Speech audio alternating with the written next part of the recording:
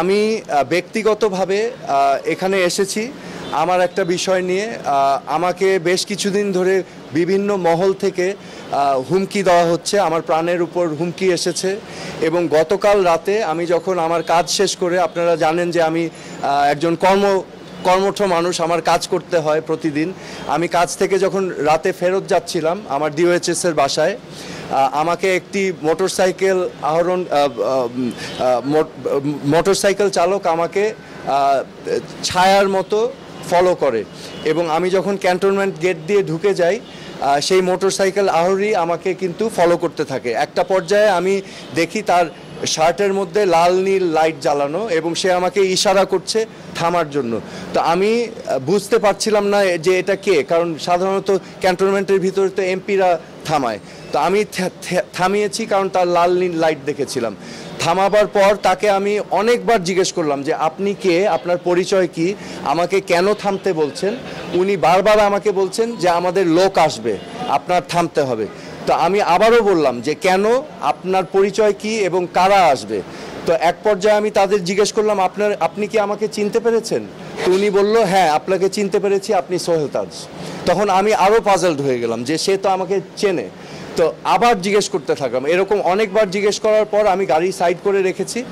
তাকে ফোনে বলতে শুনলাম যে হ্যাঁ উনি জাহাঙ্গীর গেট দিয়ে ঢুকে গিয়েছে,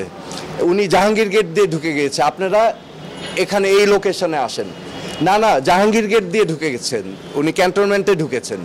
তো এরকম কয়েকবার বলার পর আমি তাকে আবার বারংবার জিজ্ঞেস করলাম পরিচয় কি, কেন আমাকে থামিয়েছেন। সে কোনো সদুত্তর দিল না। কিছুক্ষণ পর আবার সে ফোনে কথা বলে তারপর আস্তে করে মোটরসাইকেল নিয়ে আমাকে বললে আপনি চলে যেতে পারেন বলে উনি চলে গেল।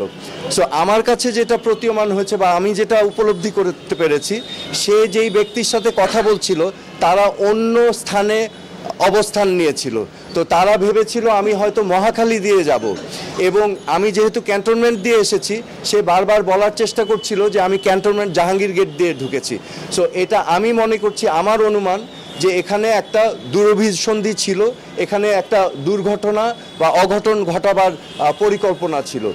সো আমি আজকে এই বিষয়গুলো নিয়ে মাননীয় স্বরাষ্ট্র উপদেষ্টার কাছে অবহিত করতে এসেছি। এবং আমি মনে করি যে বাংলাদেশের সকল নাগরিকের ব্যক্তি নিরাপত্তার অধিকার আছে, এবং আমি তাকে বলেছি যে আইন শৃঙ্খলা পরিস্থিতি অবশ্যই যেন অতি দ্রুত উন্নতি করেন, এবং উনি আশ্বাস দিয়েছেন যে উনি দেখছেন এবং সার্বিকভাবে ওনার মনোযোগী হয়েছেন। এবং আমার যে বিষয়টা দেখেন, আমি একজন সাধারণ নাগরিক বর্তমানে, কিন্তু আমার একটা পরিচয় আছে।